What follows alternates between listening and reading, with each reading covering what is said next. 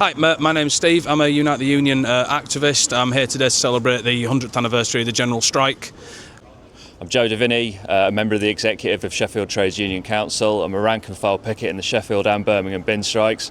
We're here in Barnsley today because it's imperative in fact, to celebrate the centenary of the 1926 general strike. By adding women, we can learn so much about the strike.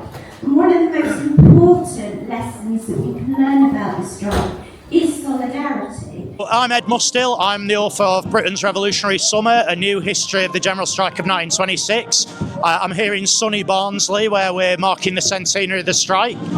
For me, I think the real kind of lessons to take from what trade unionists did 100 years ago was just the impressive level of organisation, the sheer number of people that were drawn into it from all parts of the labour movement at very short notice to organise the biggest strike that's ever happened in Britain.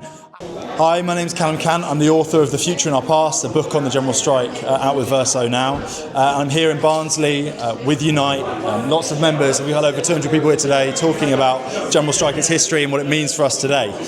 And for me, the big lesson that I take, sometimes when you read kind of mainstream histories of this moment, this general strike where workers all across the country came out, we're told it was 9 days in May, right? There was 9 days particularly where the strike carried on. In fact, what we find when we go back in the archive and we look at the records is the strike went on much longer because the rank and file didn't consent to the end of the strike on unsuccessful terms. Hi, I'm Matthew Lee. It's so important to be here today at this Unite event because a lot of stuff we're talking about has parallels to disputes they're doing at the moment. We've seen the legal injunctions they tried to do in Birmingham.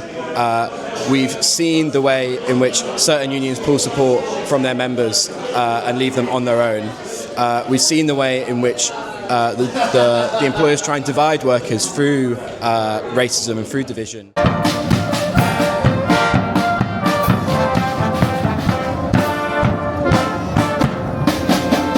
I've had the privilege of helping to organise today.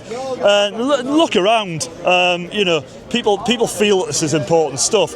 This morning we put on an event where we had to ask some speakers to come along and talk about the history of 1926. I'd have been happy with maybe 30 people. We really underestimated the interest, the strength, the feeling that people have got about this. We had a capacity crowd. We turned people away on the door, and now we're getting out on the streets. And the proud trade union tradition of marching through the streets behind our banners with the sound of brass bands ringing through the streets of Barnsley. And we picked Barnsley for a reason, because when we have these big events, far too often it happens in the capital, it happens in London. And yes, London was pivotal in the general strike, but we want to bring things out of the capital. We want to bring things into the post-industrial, post-mining heartlands of the north. And Barnsley, more than anywhere, sums that up. It's something we carry forward, and that spirit lives on today in Barnsley. It really is just thank you, but this is our 481st day on strike now.